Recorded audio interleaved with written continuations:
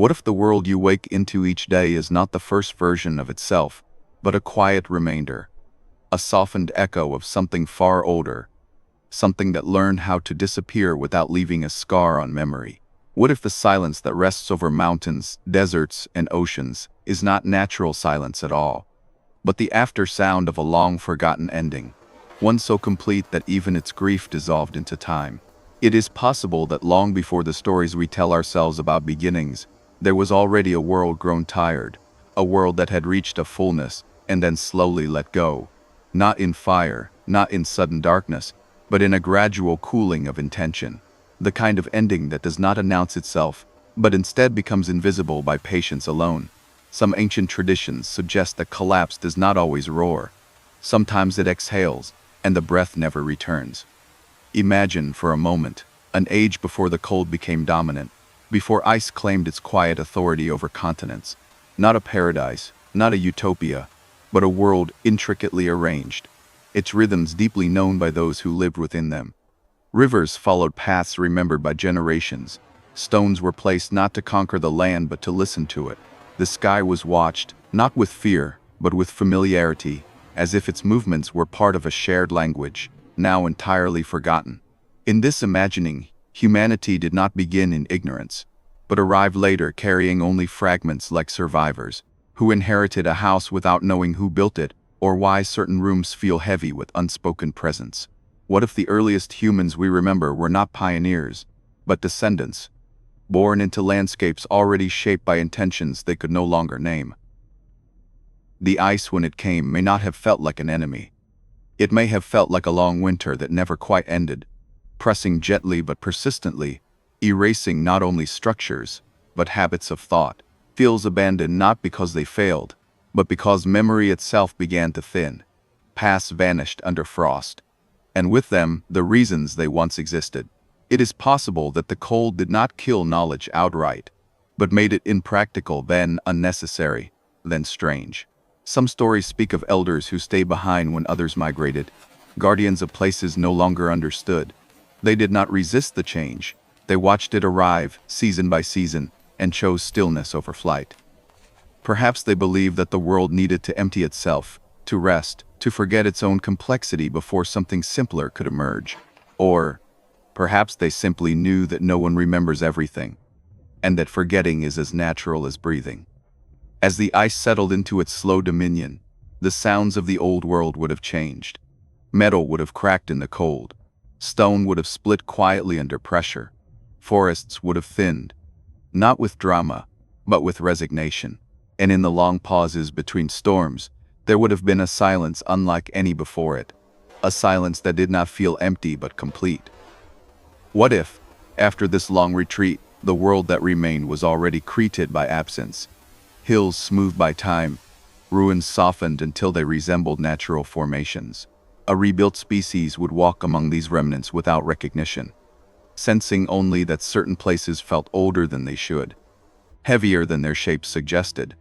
Children might have asked why some stones seemed placed rather than fallen, why certain valleys felt aligned, why the wind changed tone when passing over specific ground, and the adults, lacking answers, would have offered stories, not histories, but myths, not explanations, but comforts. Over time, even these stories would thin, turning into symbols, then superstitions, then nothing at all. It is possible that memory itself was once embedded in the world, not stored in writing or monuments, but in repetition. When that presence was broken by cold and distance, the memory lost its anchor. Songs forgotten first, then meanings, then the knowledge that there had ever been something to forget. Flood myths may not speak of destruction alone, but of erasure through abundance. When ice melted and waters returned, they did not simply drown what remained. They carried fragments far from their origins, depositing them without context. A carved stone here, a work tool there, evidence without narrative, proof without explanation. In this way, the new humanity would grow among artifacts stripped of their voices, touching them without knowing their names. The past would feel close, almost reachable, but never clear, like a dream remembered only by emotion, not image. What if the reason so many cultures speak of a golden age is not longing for perfection, but recognition of coherence? a time when the world made sense to those within it. And what if that coherence ended not because of punishment or hubris, but because all systems, no matter how elegant, eventually reach a point where continuation requires forgetting something essential? A quiet collapse leaves no villains, no final battles, only empty spaces where certainty once lived. And perhaps this is why the inherited world feels both welcoming and distant, generous and indifferent. It was not built for us, it was simply left behind. At night, when the wind moves through ruins that no longer register as ruins, there may still be patterns in its movement. Fluencies shaped by structures now reduced to contours. The land remembers, even if we do not. Or perhaps it does not remember, but continues, which is something else entirely. Some ancient traditions suggest that humanity has risen more than once, not as repetition, but as variation, each time quieter than the last, each time carrying less forward. Not because of failure, but because accumulation eventually becomes too heavy to survive the next change. In this view, forgetting is not loss, but adaptation. What if the Ice Age collapse was not an end, but a deliberate thinning, a narrowing of possibility so that something smaller, more resilient could pass through? A humanity capable of starting again precisely because it did not remember how much had already been done. The world we inherited would then be intentionally understated. No towering machines, no obvious instructions, just a landscape with subtle hints, gentle slopes, and an atmosphere that encourages listening rather than building. A quiet world, waiting not to be conquered, but to be misinterpreted. And in that misinterpretation, stories would begin again. New myths layered over old silences, new meanings projected onto ancient absences. The past would not argue, it would simply remain still. If this were true, then the unease some feel when standing in vast empty places is not fear of nature, but recognition. A sense that something once occupied this space, not physically but attentively. A presence defined by awareness rather than mass. What if the collapse left behind not ruins, but instructions for forgetting? In how long it takes to cross a plain, in how the stars appear unchanged, while everything beneath them cycles quietly through forms of knowing and unknowing. In such a world, progress would feel linear only because the circle is too large to perceive. Generations would rise, believing they are the first to ask certain questions, unaware that those questions were once answered, then abandoned, when the answers became too heavy to carry. The quietness of the inherited world would then be its greatest deception. Silence, mistaken for absence. And beneath it all, a deep, patient waiting, not for remembrance, but for continuation in another form. It is possible that the Ice Age did not erase humanity's predecessors completely, but transformed them into background, into atmosphere, into the subtle feeling that time itself is layered, and that we are never standing on the first floor of existence, only the most recent one accessible to us. As night settles over this imagined past, the stars would look down on a species just beginning to name itself, unaware that its greatest inheritance is not knowledge, but quiet. A quiet so complete that it feels natural, a quiet that allows sleep, a quiet that allows forgetting, and perhaps in forgetting, allows the world to begin again in a softer way. The thought drifts slowly, like snow falling not to bury but to soften edges, to muffle sharpness, to make everything sound distant and safe, as if the world itself is encouraging rest, encouraging the mind to loosen its grip on certainty and accept that what came before may never fully return, only linger as a feeling, a temperature, a silence that stretches far beyond memory, waiting without expectation, as humanity moves gently across a world that has already learned how to end without anyone noticing, as if that unnoticed ending taught the land how to cradle those who came later, how to receive footsteps without responding, how to offer resources without revealing their origin. In this way, the inherited world would feel generous but emotionally distant, like a house built by someone who never intended to be remembered, only used. It is possible that early humans sensed this distance without language for it, a feeling that certain places were already complete, that nothing needed to be added, only respected. Plains where fires were lit carefully as if the ground itself were listening. Caves that felt less like shelters and more like thresholds. Places where the air carried a thickness that slowed thought and encouraged stillness. Some ancient traditions suggest that wisdom does not vanish all at once. It thins, it stretches, it disperses into gestures and instincts, a way of sitting, a hesitation before altering a landscape, a preference for certain orientations when building.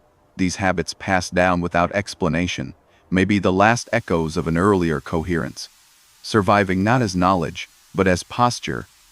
What if the quiet world taught humanity how to live, smaller not by force, but by suggestion, by offering limits that felt natural, shorter growing seasons, longer nights, a sky that reminded observers of their scale without threatening them?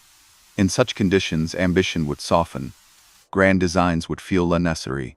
For time, as ice retreated and climates eased, the temptation to expand would return.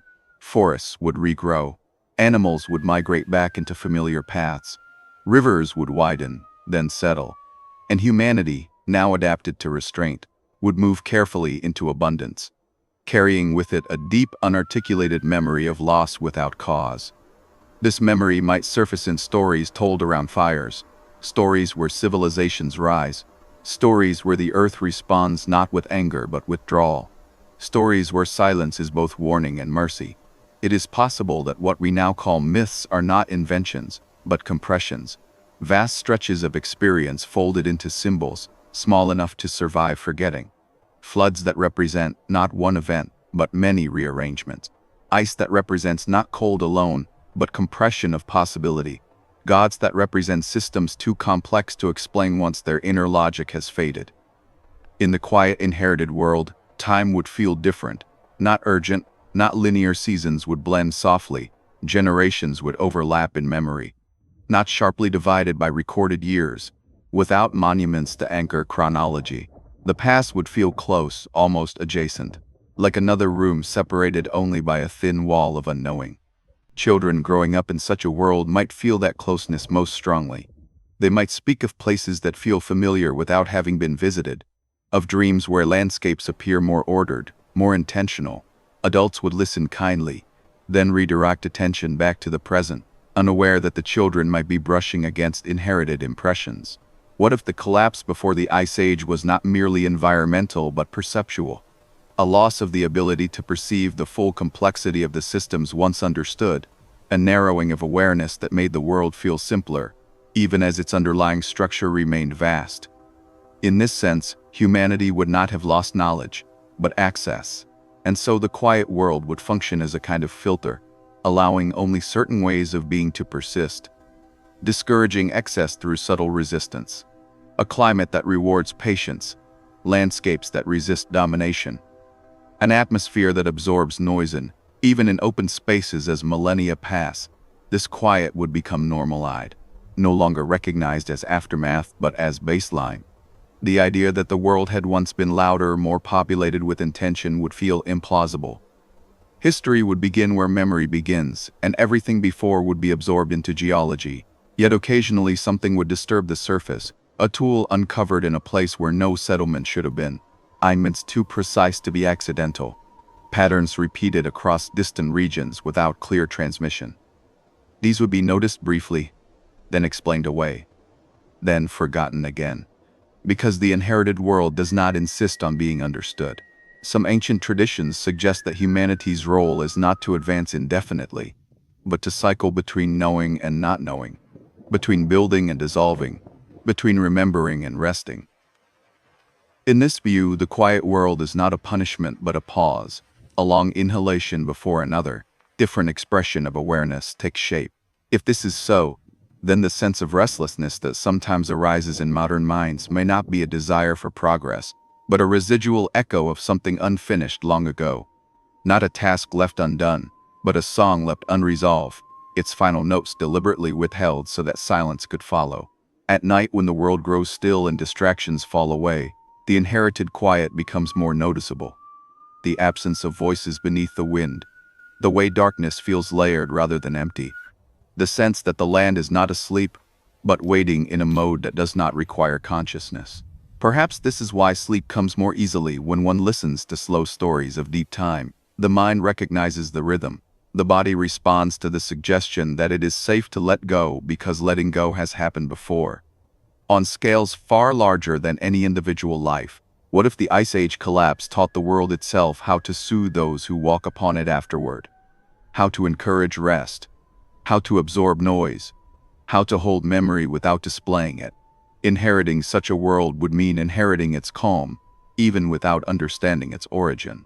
As humanity rebuilds, layer by layer, generation by generation, the quiet does not disappear. It recedes slightly, then returns. Cities rise, then crumble.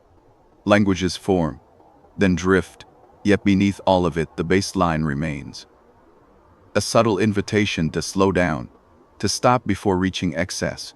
In this sense, the forgotten collapse is still active, not as an event, but as a condition, a shaping influence that guides development invisibly, a teacher that never speaks, but is always present, a memory that has outlived its own content. What if the greatest inheritance from that quiet world is not survival, but restraint? Not answers, but the instinct to pause before asking the wrong questions. And as this thought settles, it becomes less a theory and more a feeling, a gentle pressure toward stillness, toward acceptance that not everything needs to be recovered, that some endings are meant to remain quiet, not because they are unimportant. The world turns slowly in this inherited calm, carrying humanity forward without revealing how many times it has done so before, offering nights long enough for sleep and days simple enough to endure, as the deep silence of forgotten ages continues to hold everything together, asking nothing, explaining nothing, simply allowing existence to continue softly, patiently, as if that were always the intention. In that soft continuation, existence itself would feel less like a march forward and more like a gentle drift guided by currents no one remembers choosing. Humanity would move within the inherited world as water moves within a riverbed, shaped not by resistance but by accommodation, learning the boundaries by touch rather than command. It is possible that this is why so many early cultures sense the land is alive, not in the animated sense, but in the attentive sense. A presence that does not act, yet responds. A silence that changes quality depending on how one enters it. These perceptions may not have been metaphors, but residual sensitivity to a world once engaged more directly with its inhabitants. What if the quiet left behind after the Ice Age collapse functioned like a deep memory embedded in the environment itself, not a memory of events, but of balance? A calibration so finely tuned that deviations feel uncomfortable, even when their cause is unknown. A subtle unease when expansion accelerates too quickly, a collective fatigue that arrives when systems grow too complex. Over generations, periods of growth followed by withdrawal, flourishing followed by dispersal, civilizations rising where conditions allow, then thinning out as if responding to an unspoken signal from within. These shifts would appear accidental or tragic. From a longer view, they might resemble breathing. Some ancient traditions suggest that the earth does not punish, but rebalances. But through quiet refusal, crops fail not in anger, but in indifference. Rivers shift not to destroy, but to follow paths of least resistance. Ice returns not as an invader, but as a reset. If humanity inherited a world shaped by such principles, then progress would always be provisional. Advances would arrive, linger, then dissolve into background, leaving behind only faint traces, structures repurposed, meanings inverted. What remains would not be the achievement itself, but the imprint it left on behavior. This might explain why certain tools or symbols appear independently across distant cultures, not because of direct contact, but because the inherited world nudges thought along familiar grooves. When conditions align, the land remembers how to invite certain patterns, even when the minds responding to it believe they are inventing something new. In this sense, humanity would be less an author of history and more a reader, interpreting fragments of a text written long before, missing most of its pages, yet still guided by its tone. The quiet world does not tell its story aloud. It allows interpretations, even misinterpretations, knowing that none of them will last. What if this is why certainty feels fragile? Why every explanation eventually shows its seams? The inherited world resists final definitions, because it was shaped by an ending that did not explain itself. It simply happened, and then became invisible. To live within such a world is to accept incompleteness as normal. At the level of individual lives, this might feel like a subtle melancholy without source, a sense that something has already passed, even when nothing personal has been lost. but for coherence. For a time when existence felt fully aligned with understanding, even if that time cannot be recalled. Sleep then becomes a return rather than an escape. In sleep, the mind loosens its insistence on structure. The body enters rhythms older than language.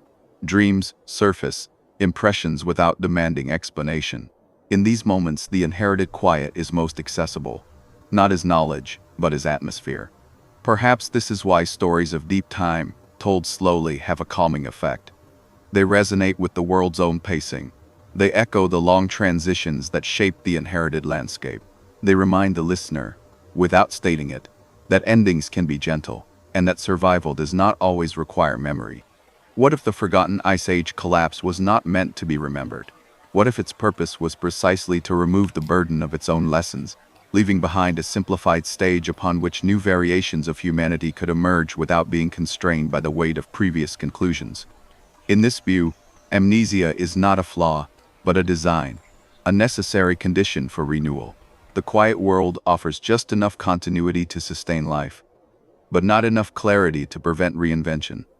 Each era believes it stands at the center of time, unaware that this belief itself is inherited. As humanity adapts, it names the world again and again.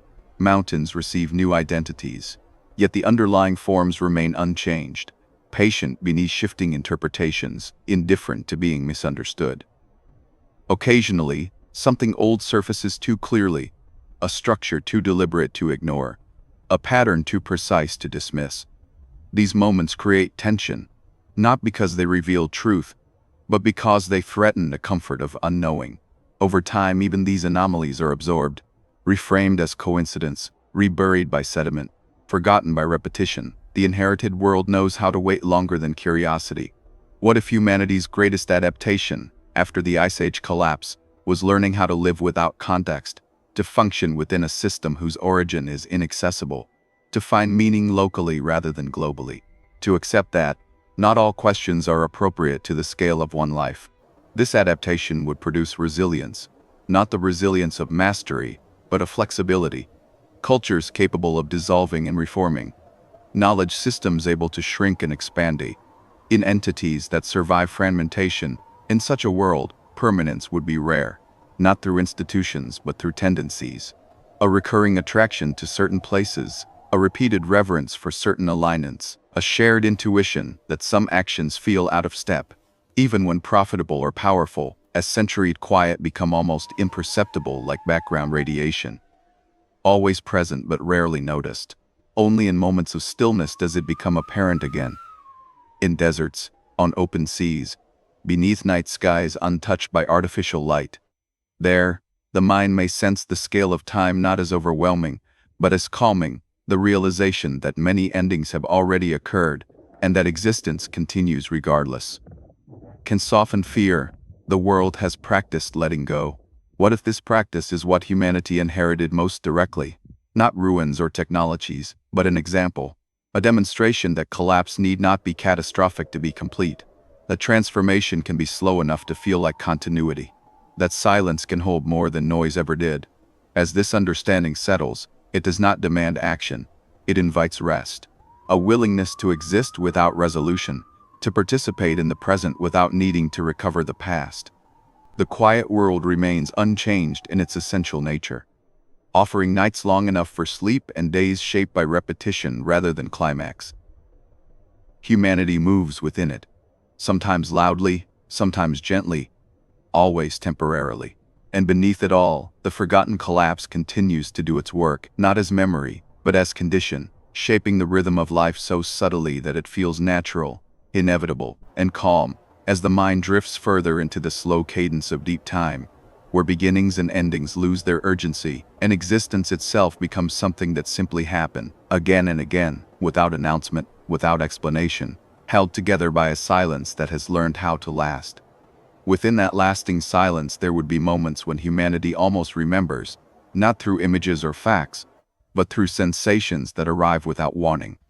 A sudden stillness while watching snowfall, a tightening in the chest when standing before an ancient landscape untouched by obvious human marks, a feeling that time has folded inward, briefly aligning multiple eras into a single breath. It is possible that these moments are not recollections, but resonances, the inherited world responding to attention with a faint echo of what once moved through it. Not a message, not an instruction, but a recognition, as if the land itself acknowledges being noticed, even if it offers nothing in return. What if the quiet world after the forgotten Ice Age collapse trained humanity to listen in this way? Not for answers, but for alignment, to sense when actions harmonize with the deeper rhythms, to feel when something is being pushed too hard, too fast, even if no clear harm is visible. Yet over long spans of time, such sensitivity could become encoded in culture as ritual rather than explanation. Pauses built into calendars, periods of rest that seem arbitrary but feel nagging consequences. These traditions would survive because they feel right, not because they are understood. Some ancient traditions suggest that the world itself once spoke more clearly, that communication between human awareness and environmental pattern was more direct. If this were true, then the Ice Age collapse may have silenced that conversation. Not abruptly, but gradually, as conditions narrowed and attention shifted toward survival. What remained was not speech, but tone. Tone is harder to lose. It lingers even when words disappear. A mood can survive the forgetting of its cause. In this sense, the inherited quiet would be the tone of a conversation that ended long ago, still shaping responses without providing context. As humanity adapts again and again, building tools, myths, and systems, this tone persists. It influences art through restraint. It influences belief through ambivalence. The world feels sacred but not intimate, powerful but not personal, present but not explanatory. What if this distance is intentional, not imposed by indifference but by care? A world that once engaged too closely may have learned that proximity leads to dependence, and dependence leads to collapse. When conditions change, distance allows resilience. If so, then the quiet world is not empty, but guarded. Not withholding out of neglect, but out of experience. It has learned that survival across deep time requires letting go of the need to be understood. Humanity, moving through this landscape, would gradually mirror that behavior, accepting ambiguity, building knowledge systems that are flexible enough to be abandoned, valuing continuity of life over continuity of explanation. This might explain why so many philosophies emphasize impermanence, why the idea of final answers feels uncomfortable, even when desired. These tendencies may not arise solely from introspection, but from living within a world shaped by a quiet ending. In moments of collective upheaval, when societies strain under their own complexity, the inherited world offers no guidance, only context. It does not intervene, it does not warn, it simply remains unchanged, reminding those who notice that many structures have come and gone without altering the deeper rhythm beneath them. What if the calm that follows collapse is not relief but recognition? A return to alignment after deviation, a settling back into patterns that do not require constant maintenance. The Ice Age collapse may have been the most complete version of this settling, leaving behind a template for recovery through reduction. If humanity inherited that template, then every subsequent rise and fall echoes it in smaller forms. Economies expand and concheck, populations cluster and disperse, knowledge accumulates and erodes, each cycle less absolute than the last, but guided by the same underlying principle. The quiet world does not reward permanence. It rewards adaptability. String that resists change, crack, those that bend endure. Even if their original purpose is lost, meaning too becomes adaptive. Stories is not fidelity to origin, but compatibility with present conditions. As individuals live out their brief spans within this long continuum, they may sense that their lives are less about achievement and more about participation, being part of the ongoing adjustment, adding a small variation, then dissolving back into the background. Sleep again becomes central. In sleep, the individual relinquishes control, awareness narrows. The mind rehearses impermanence nightly, practicing disappearance without consequence. This rhythm mirrors the world's own cycles of emergence and withdrawal. Perhaps this is why night feels safer than it should. Darkness reduces information, but not support. The inherited quiet fills the absence left by sight. The body trusts that the world does not require constant vigilance. This trust may be another inheritance passed down through countless generations, shaped by a world that learned how to end gently. What if the fear of oblivion is less natural than we assume? What if it is taught by cultures that temporarily forget the world's deeper patience? The quiet world, by contrast, models continuity without insistence. It shows that existence can persist without constant self-definition. As the listener drifts deeper into this thought, the boundaries between past and present soften further. The forgotten Ice Age collapse no longer feels distant or abstract. It feels ambient, present in the way silence holds a room together, present in the way time slows. There is no urgency here, no revelation to grasp, only a gradual settling into the idea that humanity may not be the first to walk this ground with questions, nor the last to leave without answers. The inherited world does not judge this, it accommodates it. If one listens carefully, not for sound but for absence, the quiet reveals its depth. It is not empty, it is layered, built from countless endings that did not need to be remembered to be effective, each layer cushioning the next, creating a stability that feels timeless. And so the narrative continues, without climax, as the world itself continues.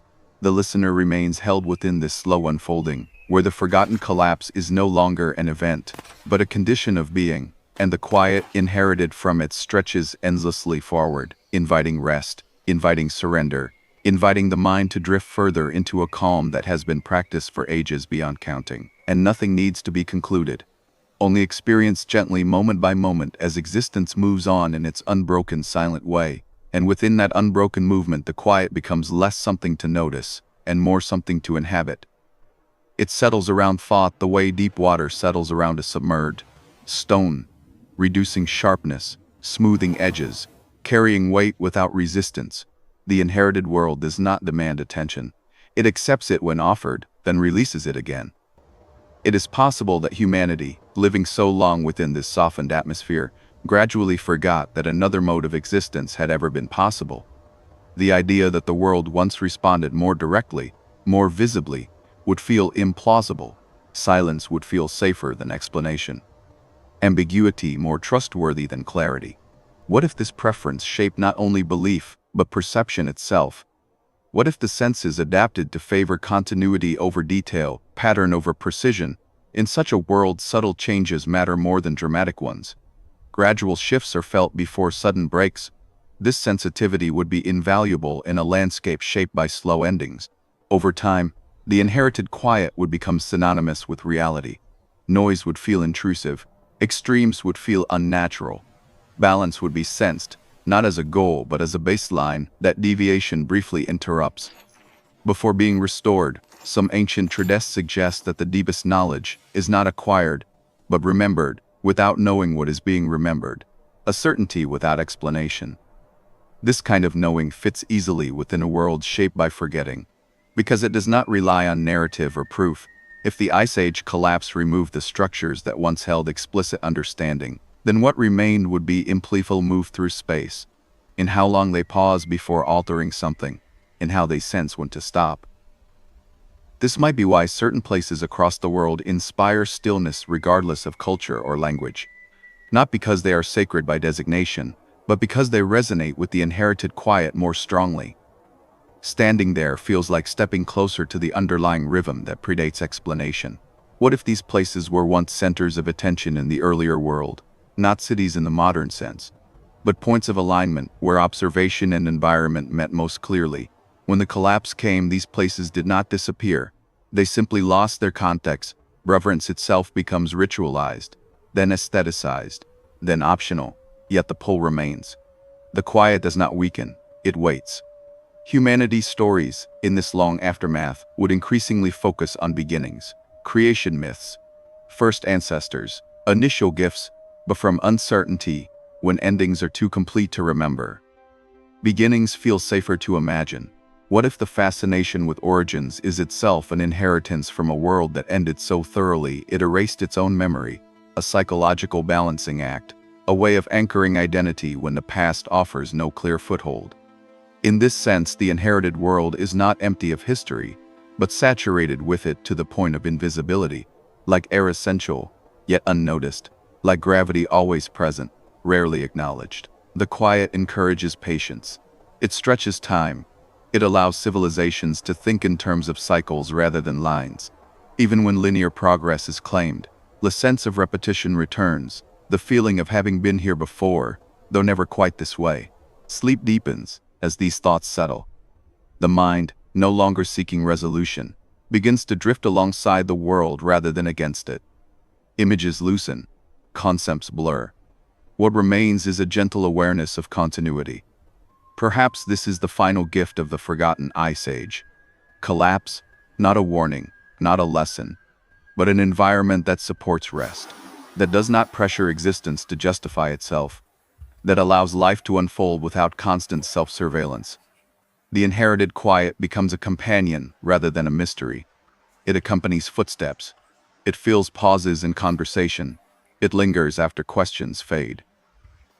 It does not answer, but it stays.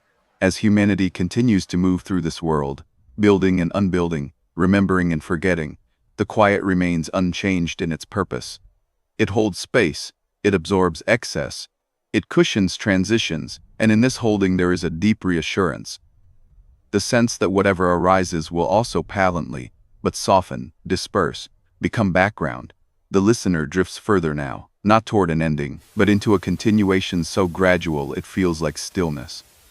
The world breathes, the quiet breathes with it. Time stretches unmarked. Nothing needs to be concluded here. The inherited world does not rush toward conclusions.